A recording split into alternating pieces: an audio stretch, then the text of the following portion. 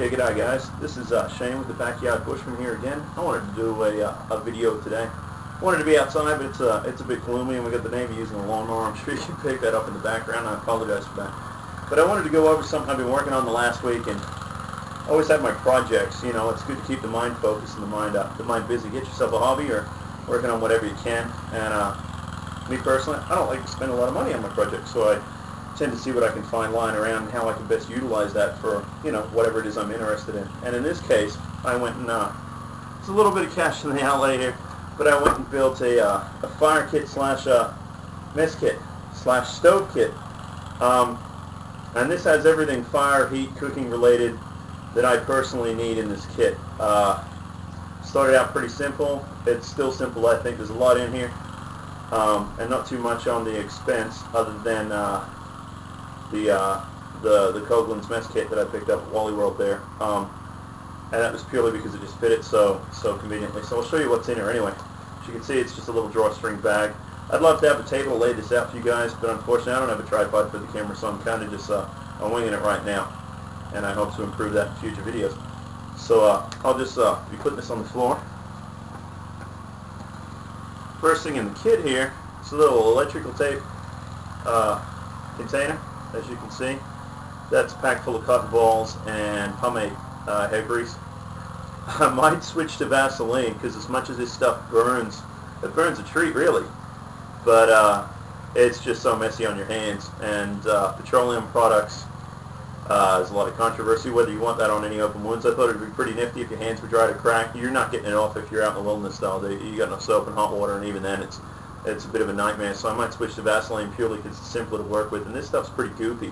But that sits right on top in the bag there, and that's a ton of cotton balls, so I'm guaranteed a fire. Let me pull out the kit itself. Now, this here is two pieces of a 4-piece Coghlan's mess kit that they sell. It's anodized, which is alright. I've used it. She stands up to it. We have a large cup down here, which I actually like. It works pretty well. As you can see there, or if you can see it, I'm not sure. I actually have the measurements on the side there, which show on the inside, of course, that are embossed. Shows how much you've got in there. So if you have something you need X amount of cups of water or purification of water, stuff like that, you want to know how much water you've got, that's pretty nifty. The lid here works as a pan, as you can see. Fold-up handle, pretty simple, locks into place. It works pretty well. First things first, I have some coffee filters just inside that lid there. Stuff's just getting scratched. It quietens down the unit instead of everything clanging together. So the coffee filters, first stage water purification. You can filter out the silt and whatnot. Use it to start a fire. They work really well. Blow your nose, wipe your ass, whatever you like. So I've got a few of those in here. I find them pretty handy. Let me pull everything else out here. There we go. Alright, some more coffee filters on the bottom there. Drops into the pot, keeps it quiet. So that's the mess kit. 2 big pots. That's all you need. In all honesty, you only need one thing, but because it's a lid, I think that's pretty good. And the other 2 pots that came in this kit, I actually put them on my Nalgene bottle because they fit end to end. It works just great. So I think it was about 26 bucks. It's a bit spendy, but you know, every now and again you got to spoil yourself. Now this here is a hobo stove. I'm sure you guys have seen these before. This one's actually made out of an aluminum. It's an old paint pot. Not a can, a pot off of a paint gun and whatnot. And it's pretty simple. Aluminum's easy to work with. Cut out a little door there. Drilled a bunch of holes. You know, it wasn't too much work. She hasn't been tested yet. I had another one I tested. I didn't like the design. But this one's properly aerated. I imagine it'll work pretty well. But this drops right into there without banging around side to side. Dimensions work out pretty nice that way. And it's got quite a few things in here. So let me show you what's in here. First things first, I just have 4 little fuel tablets. They burn for 9 minutes each. I just want to put a bunch of options in there right now and get to using this quite a bit and see what I want to keep in there and what I don't want to keep in there. Again, if I didn't have this in the top, stuff would rattle around, make a bit of a noise, so putting that in there not only prevents the noise and the clutter and the damage, I guess, but it has a use, so why not? I was going to put a bunch of Drylin in there, but cotton wells is all I need. I'm good. In the top here, we have a penny stove, okay, made out of 2 soda cans. These work really well, actually, and I'll get back to that in a second. We have a fuel bottle for the penny stove. It's quite a lot of fuel for a penny stove. It's just denatured alcohol. I've heard that it burns longer than any other fuel. I have a hobo tool, I should say. You guys have seen these again. It's got a corkscrew, can opener, whatever else, but it has a fork, a knife, and a spoon. Breaks into 2 pieces. Fits in the kit really well. It was like $3 or so at Wally World again. I need to spend $15 on some, I could put plastic knives and forks or a sporker there and whatever, but I figured why not, because that's durable, it'll last me. I have these 2 little metal strips here, and I'll show you what they're for in a minute. We have the Carmex tube that you would have seen in my other video, telling you how great this stuff is for any fire use, basically. Get the fire started. Drop something here. There we go. We got a Bic lighter, of course. Can't go wrong with a Bic. This here, you've seen these. It's a little waterproof match container. The flint on the bottom really isn't worth a dang thing. I hope I didn't try to use it, really. And inside of this, I have a little block fire starter, probably about 20 matches, and a striking pad, of course, and some aluminum foil wound up nice and tight.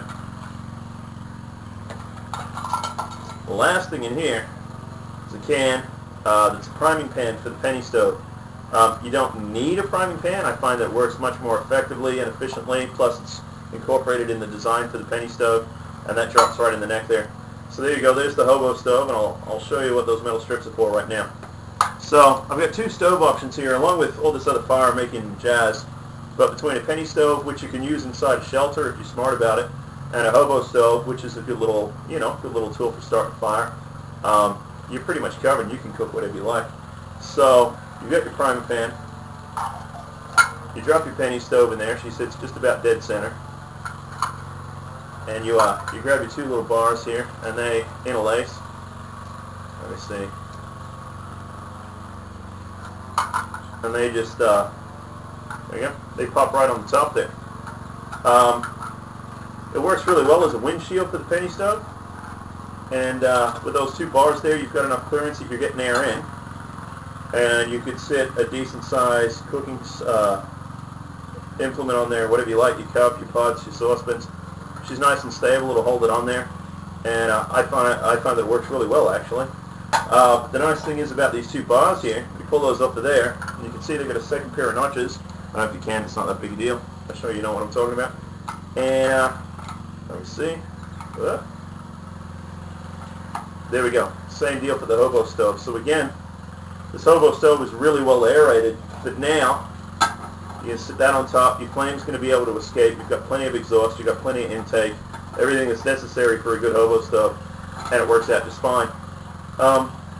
And again, they just collapse down. I'm all about having everything break down and drop it into your kit so that you don't have a big bag full of crap. This is a self-contained kit, so I really find it handy.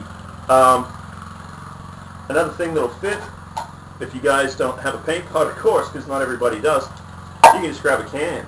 And again, there's umpteen different designs for these things, but a can will work just fine, as you can see, and drop in there. It's made of tin. It's simple to do. I actually cut this nice square hole here with a Stanley knife. I made one with a pair of tin snips that just slaughtered it, but with a good box cutter and a steady hand, you can make a nice clean cut there, file it down. The reason I'm not going with a tin is, well, it's just not durable. Eventually, and you can replace it. It's not going to cost you anything, but this will burn up.